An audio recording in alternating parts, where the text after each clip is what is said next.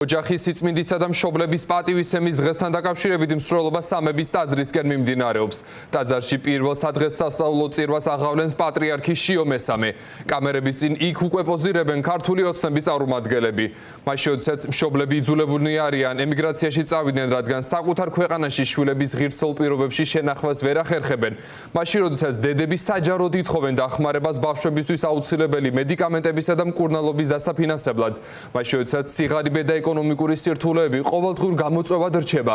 ოცნების მთავრობის წარმომადგენლების მხრიდან ამ დღესთან დაკავშირებით გაკეთებული პათეტიკური განცხადებები და სიმბოლური ღონისძიებები ბევრისთვის ტოვებს განცდას, რომ გადაწყვეტილებების მიმღები პირები რეალურ პრობლემას მოწყვეტილები არიან, რადგან დღეს სახელმწიფო სოციალური პოლიტიკა მოქალაქეებს უსაფრთხოების, სტაბილურობისა და ელემენტარული კეთილდღეობის განცდას ვერ აძლევს.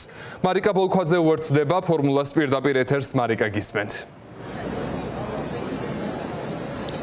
გიორგი, სულ რამდენიმე წამის წინ დაიწყო მსვლელობა ქაშვეთის ტაძრიდან, ახლა უკვე სამების საკათედრო ტაძრის მიმართულებით საქართველოში 10 ქალაქში ერთდროულად ერთმანეთის პარალელურად დაიწყო მოქალაქეების მსვლელობა, რომელიც სხვადასხვა ტაძრებისკენ გადაინაცვლებენ. ახლა კადრშიც გიჩვენებთ, გადაადგილდებიან უკვე მოქალაქეები, ამ მოქალაქეებს სათავეში ედგათ ოლიგარქი ივანიშვილის უმცროსი შვილი, ცოტნე ივანიშვილი, რომელსაც მედიებმა სხვადასხვა საკითხზე დაუსვეს შეკითხვა, მათ შორის იყო შეწყალების თემა.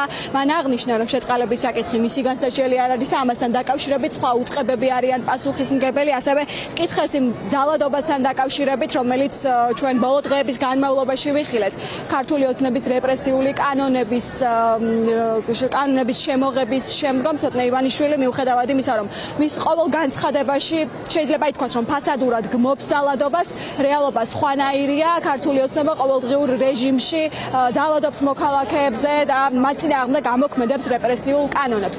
ხედავთ ახლა როგორი მდგომარეობა აქ ჯერ კიდევ გადაადგილდებიან მოქალაქეები სამების საკათედრო ტაძრისკენ, სადაც უკვე დილის 10 საათიდან სრულიად საქართველოს კათოლიკოს პატრიარქი მიტროპოლიტი შიო მესამე აღავლენს ლოცვას. უკაცრავად ქართული ოცნების ერთ-ერთი მაღალჩინოსანს ხედავთ ახლა. რატომ არ გაქვთ რეაქცია, როცა ხედავთ დიუშენის კუნთოვანი დისტროფით დაავადებული ბავშვების მშობლებს, რომლებიც აქ არიან წარმოდგენილი, რომ გაგვცეთ პასუხი?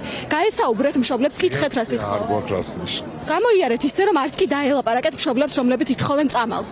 არ ვიცი, არავის არ მოუთხოვია, ვინცაც ჯანდაცვის სამინისტრო მუშაობს. ჯანდაცვის სამინისტროს პოზიცია არის ის, რომ პასუხისმგებლობა რისკების შემცველ პრეპარატზე უჭირს რო აიღოს, თუმცა ამ მუშავებს უნდა შეხედოს სხვა ქვეყნების გამოცდილებას, როგორ მუშაობენ და ამის მიხედვით მიიღოს გადაწყვეტილება. მე როგორ უნდა მივიღო გადაწყვეტილება აქ ამ სახალხო მსვლელობაში. გაესაუბრეთ მშობლებს, თქვენ ხართ ქართული ოცნების ერთ-ერთი მაღალჩინოსანი. სოციალობის მქონე ადამიანები, ვინც იცის ეს საკითხი, მე არ ვიცი ეს საკითხი. იცით რა მოთხოვნები აქვთ მათ? ნახეთ, მე ამ საკითხის სპეციალისტი არ ვარ და ვინც სპეციალისტია, მათ იციან და ისინი მუშაობენ ამ საკითხზე. თქვენ არ გაქვთ ამ დაავადებასთან დაკავშირებით, მშობლების მოთხოვნასთან დაკავშირებით, რომლებიც უკვე თვეებია ითხოვენ წამალს შვილებისთვის, მათ შორის მთავრობის კანცელარიასთან. რა მაქვს? რა იცით ამ ბავშვების შესახებ და მშობლების შესახებ? ვიცი ის, რომ ეს ადამიანები არიან ნამდვილად უკიდურეს გაჭირვებაში მათი შვილების მდგომარეობიდან გამომდინარე და ჭირდებათ აუცილებლად დახმარება. ეს დახმარება არ უნდა შეიცავდეს რისკებს, სიცოცხლის და ჯანმრთელობის რისკებს და ყველაფერი უნდა გავაკეთოთ იმისთვის, რომ ესეთ ბავშვებს დავეხმაროთ. ეს ვიცი მე და ამაზე მუშაობენ შესაბამის სპეციალისტები. მე გამიჭირდება ამაზე რაიმე კომპეტენტური პასუხის გაცემა, იმიტომ რომ არანაირი სამედიცინო როცა ევროპაში და ამერიკის შეერთებულ შტატებში დაშვებულია უკვე ეს მედიკამენტები და მათ შორის ქართველ ბავშვებს აქვთ შედეგი. როგორ შეიძლება უთხრათ მშობლებს, რომ შვილებს ვერ გადაურჩენ?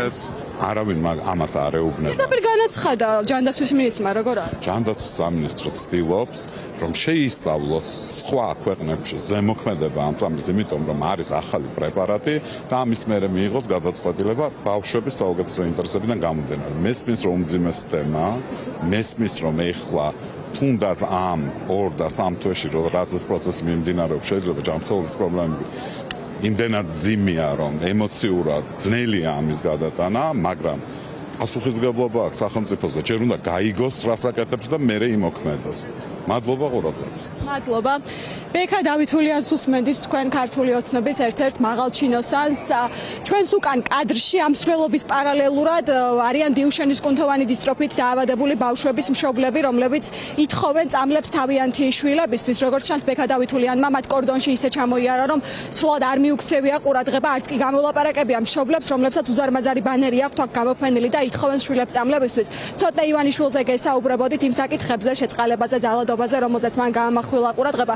მოვისმინოთ თავდაპირველად ცოტნე ივანიშვილის კომენტარი და შემდგომ უკვე დიუშენის კუნთოვანი დისტროფით დაავადებული ბავშვების მშობლების მოთხოვნების შესახებ გაგაცნობთ უფრო მეტს. ძალიან ტკივნეული არის ყველასთვის ნებისმიერი პატიმრის მდგომარეობა, განსაკუთრებით ახალგაზრდის. მეც პირადად რა თქმა უნდა განვიცდი ამ ფაქტებს. ამის იქით ეს არ არის ჩემი განსაზღვრელი, ამას განაპირობებს შესაბამისი უწყებები და მთავრობა. მე პირადად შემიძლია გითხრათ ის, რომ ამ ფაქტებთან დაკავშირებით რა თქმა უნდა განვიცდი წუხილს და ამის იქით ეს არ არის ჩემი გადასაწყვეტი, ეს უნდა უზრუნველყოს შესაბამისმა სტრუქტურებმა. რა თქმა უნდა, მოაქვს ძალადობას და ნებისმიერი ტიპის ძალადობა მიმაჩნია ძალიან მიუღებელად.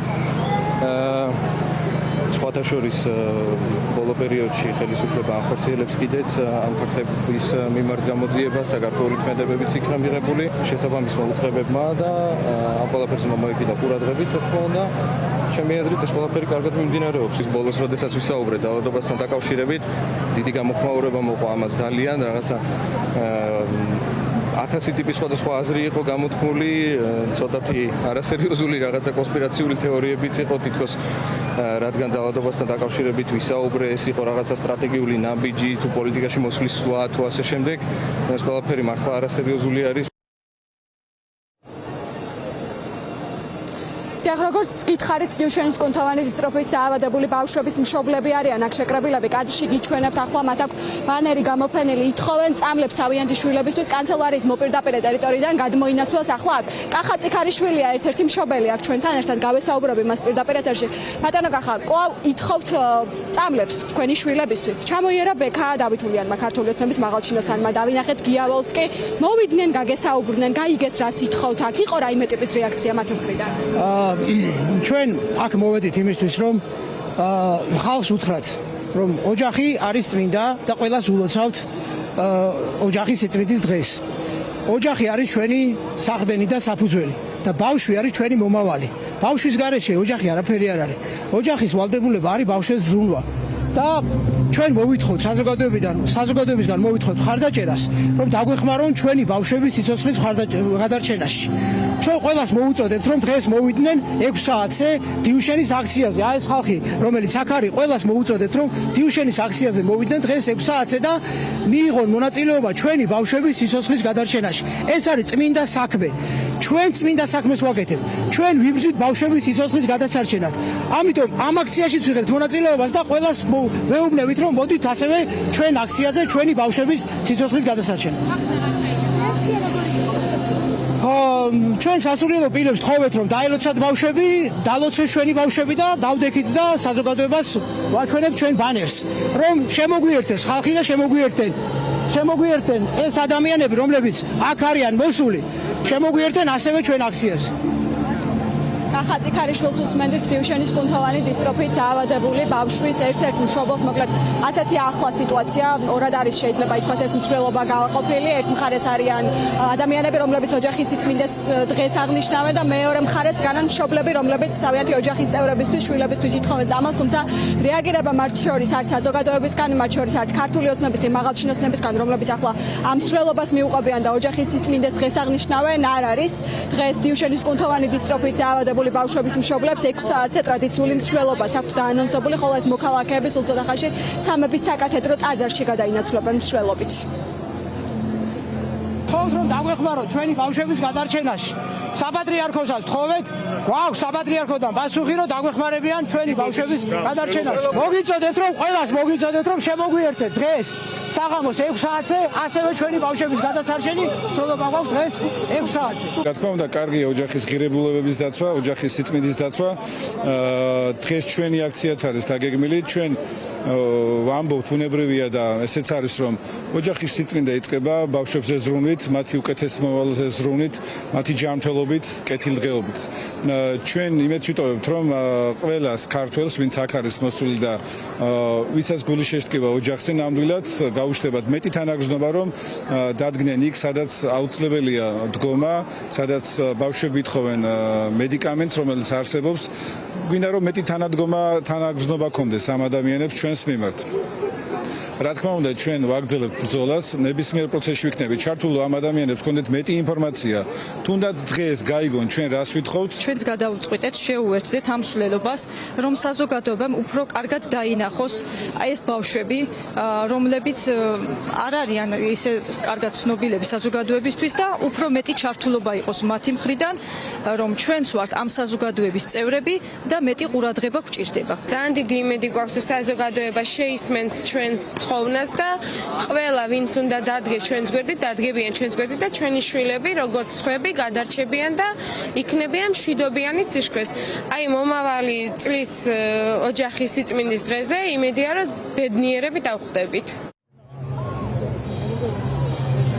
ლიუშანის კუნთოვანი დისტროფით დაავადებული ბავშვების მშობლები აპირებენ რომ ბანერებით დარჩნენ ახლა თავისუფლების მეტროს მიმდებარე ტერიტორიაზე, რადგან უფრო მეტად გააგონონ ხმა სხვა მოქალაქეებს, სამწუხაროდ ისინი ვერ ახერხებენ გაყვნენ მარშთამების საკათედრო ტაძრამდე ბავშვების ჯანმრთელობის მდგომარეობის გამო, სავარაუდოდ შემდგომში ისინი პროტესტის ტრადიციულ ადგილს მთავრობის კანცელარიას დაუბრუნდებიან, სადაც უკვე ორ კვირაზე მეტია რაც ითხოვენ წამლებს თავიანთი შვილებისთვის.